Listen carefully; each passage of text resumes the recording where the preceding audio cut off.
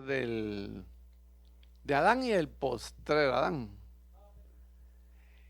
Y dije yo, entonces confirmado, dije, porque no es casualidad en el reino de Dios, ¿verdad?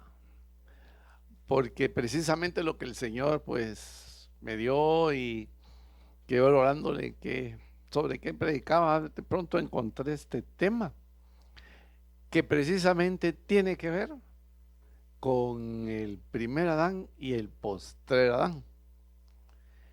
Y habla sobre los huertos en la Biblia. Y los huertos en la Biblia tienen que ver precisamente con Adán, ¿no? Y con el Señor Jesucristo, el postrer Adán. Entonces yo cuando veía esto y yo me recordaba, miren, para los jóvenes esto les va a sonar así, qué raro. Los que ya estamos así, llegando a la cuarta edad, digo yo, nos recordamos que en nuestras casas habían huertos. No sé si ustedes vivieron en una casa así, por lo menos yo en el pueblo de mi papá, en Santa Rosa, nosotros teníamos la casa y a cierta distancia de la casa estaba el huerto y nos tocaba que cuidarlo, pues. Y en el huerto que había, pues habían plátanos, había banano, habían pedazos sembrados con piña, aunque las piñas siempre estaban ácidas, pero había piña. Mangos, aguacates y duraznales, jocotales, ¿verdad? Me recuerdo yo bien, y cada época del año había así como que en diferentes épocas, ¿verdad?, distintos frutos. Y entonces, ¿qué hacían? Patojos, vayan al huerto a traer tal cosa, vayan al huerto. Y a mí me caía mal ustedes, porque el huerto había que caminar un montón para ir al huerto, que estaba algo cerca del río. Pero la Biblia también nos habla de estos huertos, nos habla de estos lugares de cultivados. Generalmente dice en la Biblia, la definición bíblica dice que generalmente están en los suburbios, cabal como estaba en el pueblo de mi papá, en Santa Rosa, que la huerta, o sea, el huerto no estaba así en el centro del pueblo, en el centro estaba la casa, pero así en las afueritas del pueblo, como aquellos tiempos no eran grandes pueblos. Santa Rosa era una y dos calles y la avenida Central, y ahí topaba el pueblo. Ahora ya son pueblos mucho más grandes, ¿no? Y por lo general, tal como les mencionaba en la Biblia, dice que son plantados con flores, hortalizas, arbustos o árboles, cercados con un muro de barro o de piedra. Eso era en la época bíblica. En nuestros medios, pues, ya para la época que yo crecía, era el alambre. Aunque hay los huertos un poco más antiguos allá, sí tenían un cerco principalmente. Allá no le llaman, no sé, los que han vivido en pueblo, le decíamos el tapial. ¿Y qué era el tapial? Era una pared, ¿va?, que circulaba una propiedad hecha de adobe. También en la Biblia se nos dice que lo hacían con cercas espinosas, ¿va?, porque en esas regiones indudablemente habían muchos animales, ¿va?, que ponían en peligro. Y había un guardián siempre en la torre para ahuyentar animales salvajes y los ladrones. Como vemos en todo el mundo, lo que es un huerto es prácticamente lo mismo. Son cultivos para autoconsumo, llamémosle así, y hay alguien que los cuida. Hay un guardián que vamos a encontrar que en la Biblia le dice, cuando lo veamos más adelante, que María Magdalena confunde a Cristo con el hortelano, que es el que cuidaba un huerto. En la Biblia podemos ver que los huertos, hermanos, nos revelan el amor de Dios. hacia su creación, hacia nosotros como sus hijos. Porque el diseñador de este mundo, que fue Dios, lo hizo en sus orígenes, lo hizo perfecto, lo hizo bello y lo hizo sobre todo con mucho amor, no como el otro de la tele, ¿va? No sé si los que han visto ese programa, ¿va? Que yo creo que ya se murió ese señor, pero el Señor lo hizo con mucho amor, porque este mundo, si vemos la naturaleza, ¿quién de nosotros no se conmueve cuando sale muchas veces al interior de la República y ve uno de esos paisajes hermosos? O va a Titlán, ve el lago, o simplemente a veces estamos en la noche y cuando hay aquellas lunas preciosas, dice uno, ¡ala! ¡Qué lindo! Y uno muchas veces lo que hace es alabar a Dios y decirle, Padre, gracias por lo que nos diste. Gracias por tu amor, porque diseñaste para nosotros un mundo, una naturaleza que en sus orígenes era perfecta. Porque hiciste un mundo en el que nosotros, aún hoy, a pesar de ser una naturaleza caída y de una naturaleza, llamémosla ya, corrupta por el pecado, aún sigue siendo bella, aún sigue proporcionándonos a nosotros alimento, aún sigue proporcionándonos placer estético de admirar un paisaje, una caída de sol, una salida del sol, o cuando se podía, porque ahora ya no se puede, no, por lo menos yo tuve la dicha de ir a nadar a los ríos, cuando se podía nadar en los ríos, porque ahora no se puede porque van bien contaminados y si no son, como dicen algunos en broma, vamos a ir al río de dos vueltas, o sea, hay que darse una vuelta para mojarse la espalda y la otra vuelta para mojarse el estómago y la parte de acá, ¿va? Pero yo, por lo menos en mi vida, yo tuve esa dicha de poder ir a nadar a ríos limpios, ríos con corrientes fuertes, algunos, pero que tenían cierta profundidad en la que se podía nadar y uno podía disfrutar. Y eso fue un regalo del diseñador, de nuestro Señor Jesucristo, lo que le regaló al hombre. Ahora veamos entonces, hermanos, la Biblia nos dice en Génesis 2:8, y Jehová Dios plantó un huerto en el Edén, al oriente, y puso allí al hombre que había formado.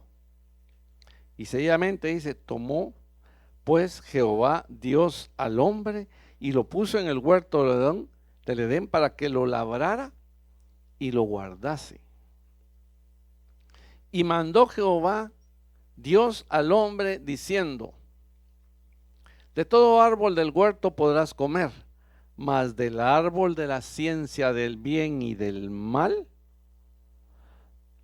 no comerás, porque el día que comieres ciertamente morirás. Génesis 2 del 15 al 17. Como vemos, hermanos, y como yo se los refería de los paisajes y de las bellezas que tenemos acá en Guatemala, el huerto del Edén era perfecto, porque tenemos un Dios perfecto. Él creó algo perfecto para su creación también perfecta, que era Adán, al que dotó posteriormente de una compañera, una ayuda idónea, Eva. El hombre, todo lo que necesitaba, ahí estaba, solo tenía que agarrarlo. Nosotros en los tiempos actuales, también en la tierra está todo y hay que agarrarlo con una diferencia. En el tiempo en que Dios creó el Edén y puso ahí a Adán y Eva, ellos podían obtener de todo sin trabajo. porque no les costaba nada, era Dios, su proveedor a través de esa creación perfecta.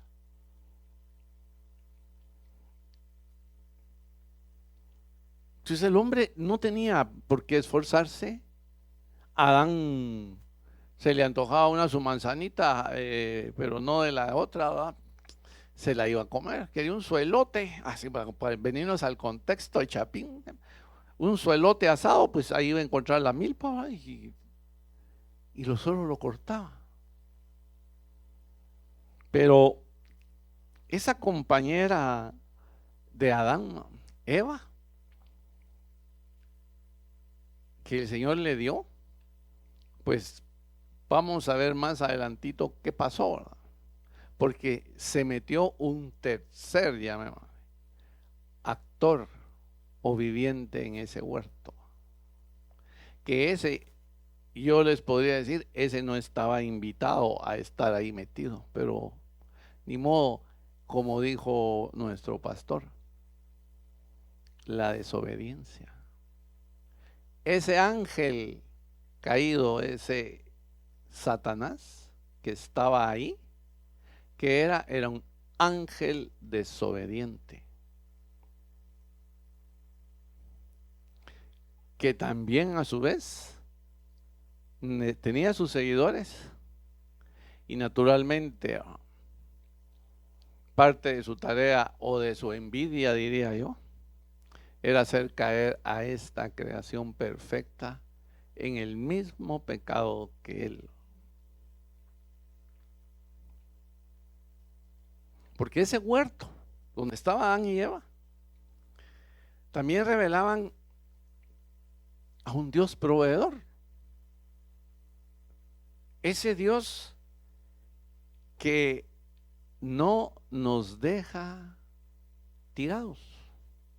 Aunque muchas veces aparentemente nosotros creamos que Dios nos abandonó o que Dios se olvidó de nosotros, no es así. Porque de pronto uno, por X o Y razón, algo pasa o alguien aparece que usted ni se imagina. Yo no sé a ustedes, pero a mí me ha pasado.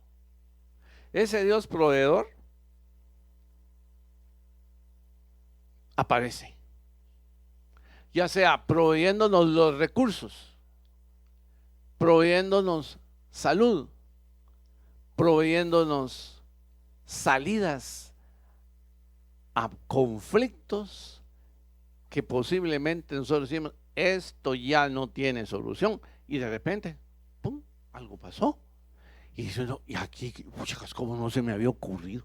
No, si a usted no se le había ocurrido, porque de sus capacidades, las nuestras, ya quedaron con el pecado en el huerto del Edén. El Señor a nosotros nos dotó de todas capacidades físicas y mentales, pero con el pecado todo eso fue corrompido y entonces se nos quedó, yo así lo veo, pues la mente y nuestras capacidades se quedaron chiquitas, pues por eso nos enfermamos, por eso que pasó anímicamente, luego nos caemos, que las depresiones, etcétera, etcétera. Es parte de esa naturaleza, pero Dios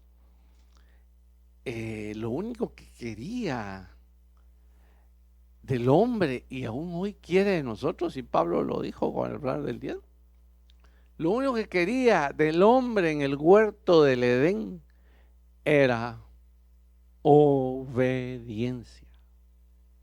Hermanos, y eso sigue vigente, porque el Señor hoy, ¿qué nos pide? Obediencia. Obediencia a sus mandatos, obediencia a sus leyes. Es lo que el Señor nos pide. Y aquí es donde entramos entonces un poquito ya en el tema y podemos entonces hablar de ese primer huerto, podríamos decir, que aparece en la Biblia, que es el huerto del Edén, y llamémosle el huerto de la desobediencia o el huerto de la afrenta.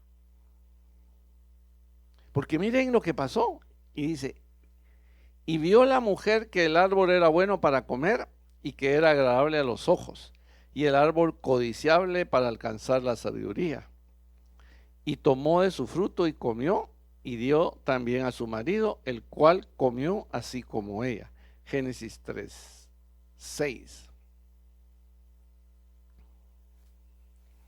Pero ¿quién instigó a Eva a hacer eso? ¿Quién fue, hermano? Todos lo sabemos en esa historia. Fue ese tercer actor que yo les mencioné. Ese que no estaba invitado al huerto del Edén para que lo disfrutara. Ese, como diríamos en buen chapín, ese que se metió de chute. Ese que llevaba un plan perverso, como los que estamos viendo últimamente nosotros en este país, cuyo objetivo que era corromper la obra perfecta de Dios. ¿A través de qué? De que el hombre, la creación perfecta del Señor, le desobedeciera y convenció a Eva. Y Eva le dio a su maridito. Pero Adán tampoco tuvo la visión ni el carácter para decir no. Porque Adán, igual que nosotros, tenía libre albedrío también, igual que Eva. Eva le puede haber dicho a la serpiente, no, vete de aquí, vete aquí. Este primero ni es tu lugar, porque este lugar no está hecho para ti, es para nosotros. Nosotros le vamos a creer a nuestro Dios, en Él tenemos fe y a Él obedeceremos, no a tus insinuaciones. Y Adán, hermanos, tuvo la misma opción, decir no, pero no lo hicieron. ¿Y qué pasó con ellos? En ese huerto, en ese primer huerto, hermanos, ahí sí que llamémosle, de la ofensa al Señor, de la desobediencia, ¿qué trajo? Que Adán y Eva fueran expulsados, que el mundo cayera en maldición, ellos mismos, porque entonces de ahí en adelante, ¿qué pasó? Con el sudor de tu frente, ay, la tierra te dará cardos y espinos, y díganme si no es cierto. Porque como me decía a mí mi cliente en la oficina, cada vez que platicábamos del trabajo y de las empresas, me decía, licenciado, no hay pan suave. Pues sí, le decía yo, ingeniero, porque Adán y Eva tuvieron la culpa, porque no era cristiano. Entonces yo le contestaba así. Y vean lo que le dijo a la mujer, que con dolores de parto iba a concebir y que se iba a morir por atracción hacia su marido, etcétera. La misma creación, la misma naturaleza también fue corrompida, el mundo fue corrompido. Y en eso que vemos, nos podemos dar cuenta de esa muerte espiritual en la que cayó Adán y Eva. Y fíjense, hermanos, que ese huerto del Edén también nos enseña a nosotros algo, que esa misma muerte espiritual podemos caer nosotros si desobedecemos. Y de hecho, hermanos, ¿cuántos de nosotros no podemos estar realmente muertos espirituales? Porque creemos que nuestra visión, interpretación y ejecución, llamémosle así, de lo que nosotros consideramos que dice la Biblia o que no estamos de acuerdo con la Biblia, en realidad lo que denota es una muerte espiritual en nosotros y no nos damos cuenta. Por eso esa frase que Pablo dice en la Santa Cena, examinaos, que nos examinemos a nosotros mismos, es muy importante, hermano. Porque pudiera ser que no carguemos solo un cadáver adentro, sino varios cadáveres espirituales, derivados de nuestra actitud de desobediencia. Porque en el huerto del Edén, así como en todo huerto hay un hortelano que es el encargado de cuidar el huerto, en el huerto del Edén era Adán el responsable. Porque el Señor le dijo que lo labrara y que lo guardara. Pero a Adán se le olvidó eso, ni lo guardó, ni lo cuidó, porque lo que le pasó fue que se descuidó totalmente y se dejó convencer por un argumento falaz. Y ahí es donde nosotros tenemos también que tener cuidado, hermanos, en nuestra responsabilidad como cristianos, así como Adán, en nuestro huerto personal. ¿Qué estamos oyendo? ¿Qué estamos asimilando? ¿Y qué estamos practicando, hermanos? ¿Será que estamos oyendo a la serpiente que nos dice, no, come de esto, no te va a pasar nada, hombre? No, hombre, si Dios dice una cosa, pero no, eso no es cierto, eso no es así. Y entonces, hermanos, ¿qué nos puede qué nos puede pasar ahí? Que caigamos, como muchos han caído. Y ni ustedes ni yo estamos libres de eso. Porque en cualquier rato, ay Dios, había una novela por ahí, se recuerdan, ¿verdad? Ustedes, perdonen que la use el ejemplo, ¿ah? Pero aquí a ustedes, cuando yo les diga, por lo menos los adultos ya saben, ¿verdad? El diablo es puerco, le decía el papá a Betty la fea, ¿se recuerda? Pues hermanos, y esa es una verdad así, dicha en un lenguaje tan común, pero que a la Biblia, eso no lo inventó el papá de Betty la fea, pues. Eso ya estaba en la Biblia desde el Génesis. Ya la Biblia nos venía advirtiendo de las cochinadas y artimañas que usa el enemigo para hacernos caer. Entonces, hermanos, recordemos que tenemos esa responsabilidad. Así como Adán tenía la responsabilidad en el huerto del Edén, porque él era el responsable, no había otro. Así nosotros también tenemos que tener cuidado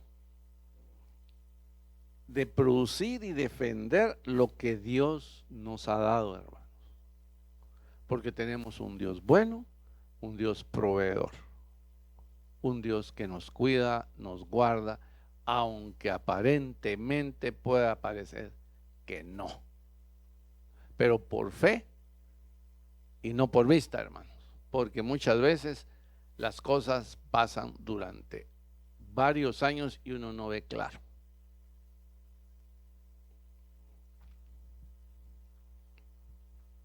Fíjese que en Isaías 51:3 dice, ciertamente el Señor consolará a Sión, consolará todos sus sitios desolados, convertirá sus tierras áridas en Edén y su yermo en huerto del Señor. Gozo y alegría se encontrarán en ella, acciones de gracias y voces de alabanza.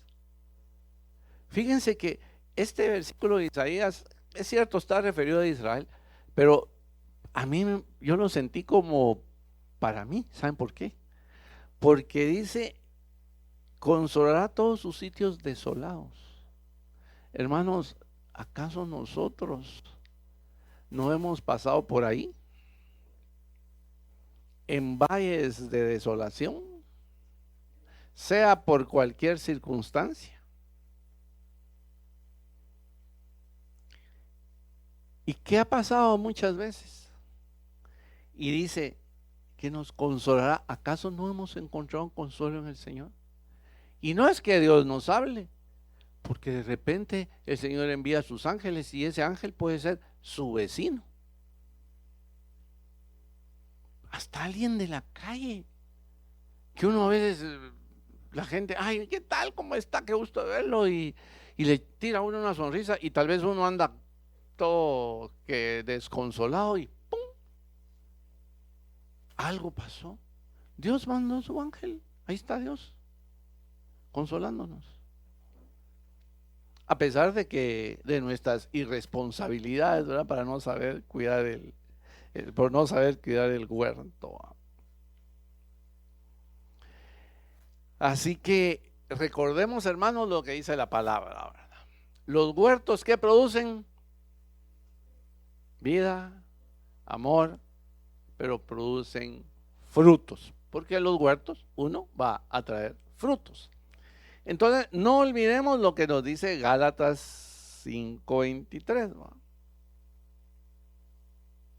Que el fruto del Espíritu es amor, gozo, paz, paciencia, benignidad, bondad, fe, mansedumbre, templanza. Contra tales cosas no hay ley. Y la palabra también nos dice que por sus frutos los conoceréis. Entonces, hermanos, ese huerto que es nuestra vida, nuestro corazón y nuestra alma, nuestro espíritu, hermanos, cuidémoslo. Seámosle fiel al Señor, no le desobedezcamos, tratemos de caminar rectamente en la palabra y esos frutos se manifestarán en nosotros, así como esos frutos se manifestaban en el jardín del Edén antes de la caída. Ahora vemos también que en la Biblia se nos habla de otro huerto, que en otro lugar es otra escena. Como lo decía Pablo, en la primera escena es el primer Adán, pero en este otro huerto ya es el postrer Adán. Y este es un huerto en que el postrer Adán compartió con nosotros y sufrió en carne propia lo que yo espero en Dios que algunos de ustedes hayan estado librados de esto, la angustia. Algunos de ustedes no han pasado por momentos de angustia. Si no lo han pasado, los felicito y le pido al Señor que nunca pasen. Pero si me dice que no, yo no le voy a creer. Porque en este mundo tendréis aflicción, dijo el Señor, y la aflicción trae angustia. Y ninguno de nosotros hemos estado libres de pasar por ahí. Pero miren, ¿qué hizo el postrer Adán? Él vivió en carne propia. Él era Dios. Pues hermano, si era Dios, no tenía por qué sufrir angustia. Si era Dios, podía haber. No, es que Él se revistió de nuestra naturaleza. Él vivió en carne propia. Yo les podría decir, yo lo entiendo así, es que Dios lo hizo como para entendernos más, diría yo. O tal vez a la inversa, para que nosotros entendamos lo grandioso y lo glorioso de su sacrificio y de su amor hacia nosotros, porque siendo Él Dios, se hizo hombre. O sea, se bajó, pues, podríamos decir, como decimos en buen chapín, se bajó del pedestal. Y en la palabra se nos dice, vinieron pues a un lugar que se llama Getsemaní, y dijo a sus discípulos, sentaos aquí entre tanto que yo oro, y tomó consigo a Pedro, a Jacobo y a Juan, y comenzó a entristecerse y a angustiarse, y les dijo, mi alma está muy triste hasta la muerte. Hermanos, ¿cuántos de nosotros no hemos estado así? Miren, Cristo pasó por ahí también. Mi alma está triste hasta la muerte. Yo no sé si usted ha pasado por una cosa similar, en que uno dice a veces y blasfema, y yo le pido un montón de veces perdón al Señor. Ay, yo mejor, Señor, mejor me quisiera morir, porque con esto sí yo ya no aguanto. Y Dios pasó. Cristo, siendo Dios, ahí estuvo. Y les dijo, mi alma está muy triste hasta la muerte. Quedaos aquí y velad. Fíjense, pues. En ese momento, ¿quiénes eran los responsables? Pues, como quien dice, de hacerle la upa al Señor. eran los apóstoles, eran sus discípulos. Ellos tenían una responsabilidad. Él les dijo, miren, yo estoy angustiado a ustedes, aunque no me lo crean. Hasta la muerte. O sea, Cristo está diciendo, uy, Dios santo, siento que me muero, esto no lo voy a aguantar. Pero le estaba pidiendo apoyo a sus amigos, los discípulos. Miren, muchachos, fortalezcanme, oren y velen conmigo, pues. Y yéndose un poco adelante, dice, y en tierra oró, que si fuese posible pasase de él aquella hora. Marcos 14, 32, 35. Cristo, al igual que nosotros, ha hecho, nosotros ahora, ¿cuántas peticiones de estas no hemos hecho nosotros en nuestra vida? Miles. Por favor, papá, que ya no me cobren, que ya no me cobren, que mira que alguien aparezca por ahí y pague mi deuda. Señor, que estos dolores del cáncer o esta migraña ya no, quítamela. Y más le duele la cabeza. Pues Cristo también compartió con nosotros eso. Sencillamente, Cristo, pues, ¿qué le pasó en ese momento, hermanos? Ahí hay un debate también algo teológico, porque la explicación de qué fue lo que en realidad le sucedió a Cristo. Pero fíjense que yo encontré algo de lo que, de este señor, este famoso predicador Spurgeon. Y Spurgeon nos dice lo siguiente, porque yo encontré por ahí que nadie ha contestado a cabalidad esa pregunta, que uno es una cosa, que otro es otra, pero que Spurgeon dijo: nuestro Señor, al haber comido y celebrado la cena de la Pascua con sus discípulos, fue con ellos al monte de los olivos y entró al huerto de Getsemaní. ¿Por qué escogió él el huerto del Getsemaní? Y que ese fuese el escenario de su terrible agonía. ¿Por qué escogió sobre los demás lugares? No vemos que así como en un huerto del placer propio de Adán, que lo arruinó, así en otro huerto las agonías del otro Adán nos restaurarían. El Getsemaní, dice Spurgeon, suple la medicina para los males que vinieron después del fruto prohibido del Edén. Miren, es una explicación tan linda de Spurgeon. A mí me encantó cuando lo leí, que lo encontré ahí en el... Bueno, si usted no tiene la costumbre, yo le aconsejo, cómprese un diccionario bíblico, cómprese ¿cómo se llama esta cosa? Su concordancia, y cómprese, yo tengo su comentario bíblico, yo compré el de Matthew Henry, y es que es muy buen comentario, y de ese comentario de Matthew Henry fue donde encontré esta cita que me encantó. Miren qué explicación más hermosa. ¿Por qué Dios escogió el Getsemaní? Así como él lo dice, en un huerto fue el pecado, en el otro huerto la agonía, pero de ese huerto salió nuestra redención, porque de ahí a donde se lo llevaron al Señor, al monte de la calavera. Y en este huerto, ¿qué es Cristo, hermanos? Es el Cordero sustituto. Porque fíjense que en el versículo en Juan 18:8 dice: respondió Jesús, os he dicho que yo soy, pues si me buscáis a mí, dejar ir a estos. Miren qué precioso la actitud del Señor. El Señor no dijo, no, ya miren, yo no, aquellos son, aquellos también. No, el Señor dijo, me buscáis a mí. Yo soy el Cordero que va a morir por los pecados del mundo. A estos dejadlos ir. Si por estos vine, no para que me acompañen en la cruz,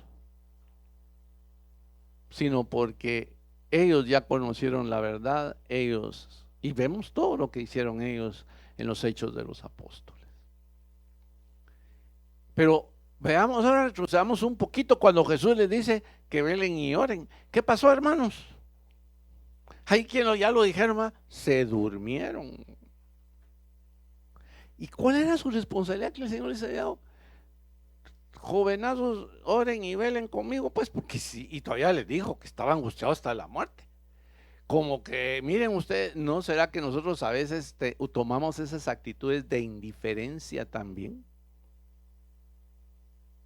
El Señor les dijo, estoy angustiado hasta la muerte, pero como que no muchito que les preocupó, porque se durmieron, dejaron de velar y orar. ¿Y no será que nosotros también en nuestra vida somos indiferentes a muchas veces las peticiones de los hermanos? Que nos llaman y nos dicen, hermano, estoy pasando por esto. Ay, sí, hermano, voy a orar.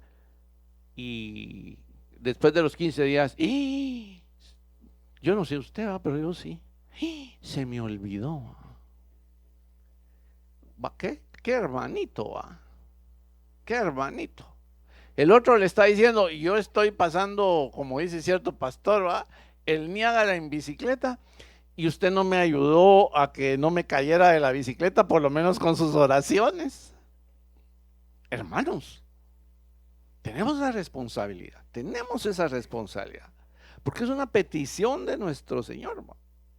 Se la hizo a los discípulos, pero esa petición sigue hoy vigente, que velemos y oremos, hermanos.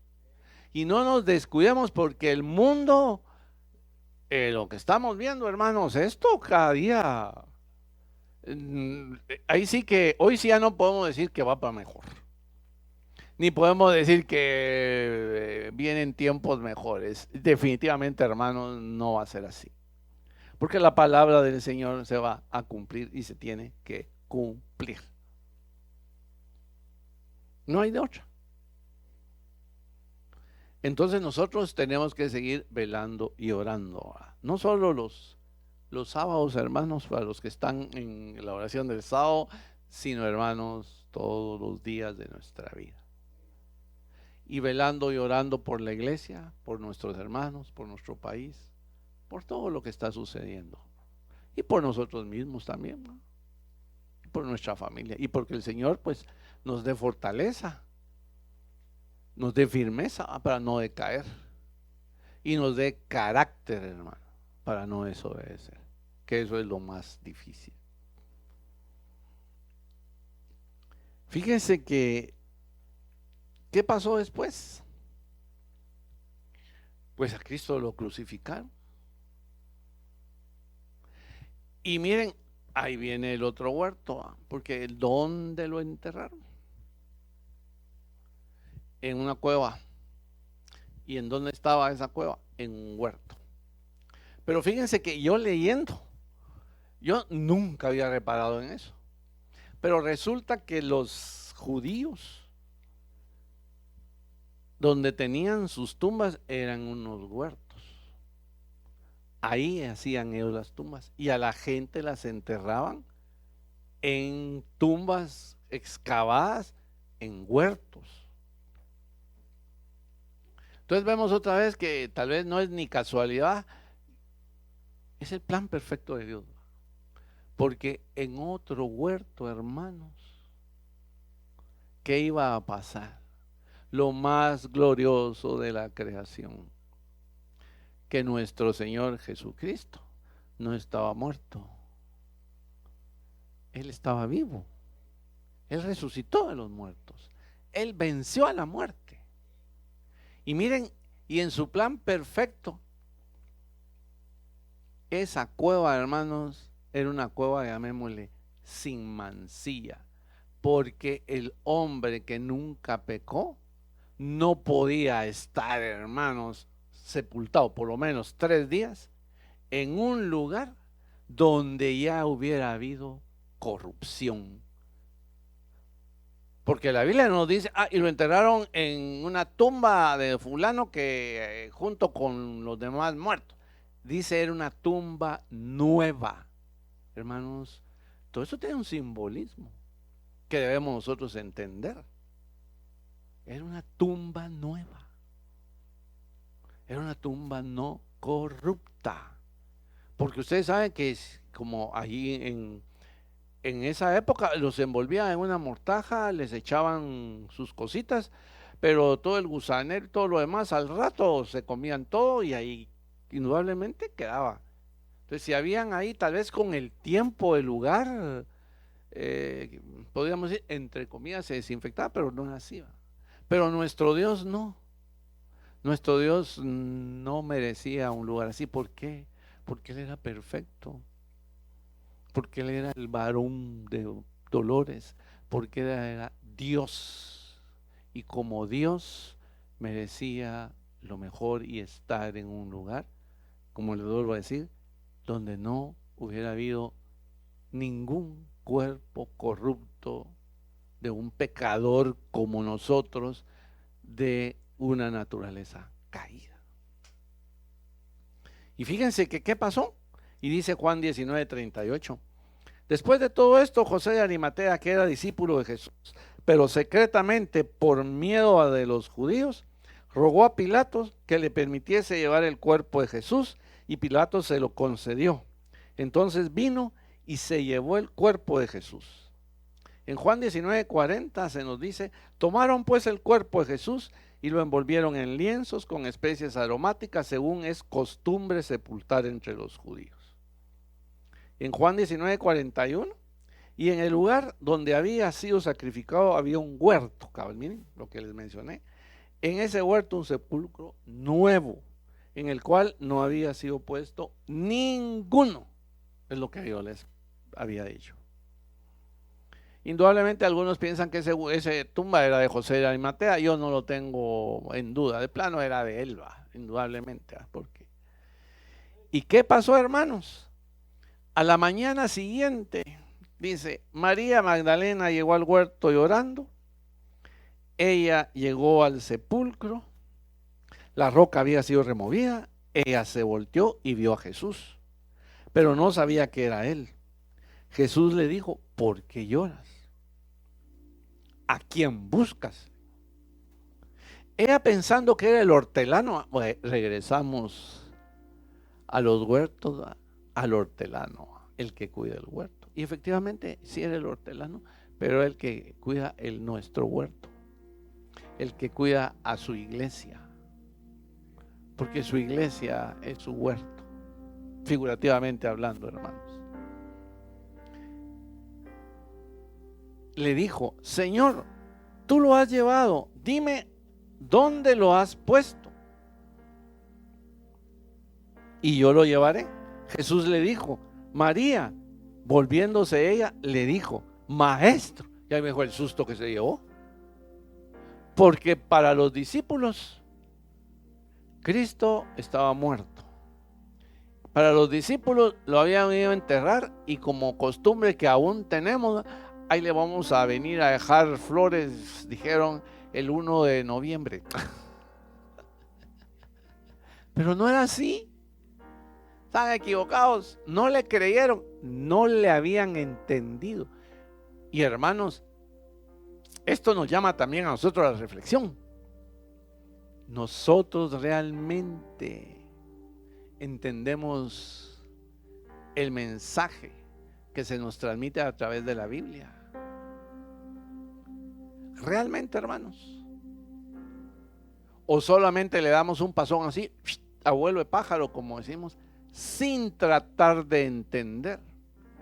Y entonces, hermanos, por eso pasan las cosas del mundo y nos vamos y nos dejamos llevar por lo que dice, valga la publicidad, el Facebook, el TikTok, el Instagram y no sé cuántas cosas más. En lugar, hermanos, de oír y escudriñar lo que Dios nos dejó en su mensaje. Igual les pasó a ellos.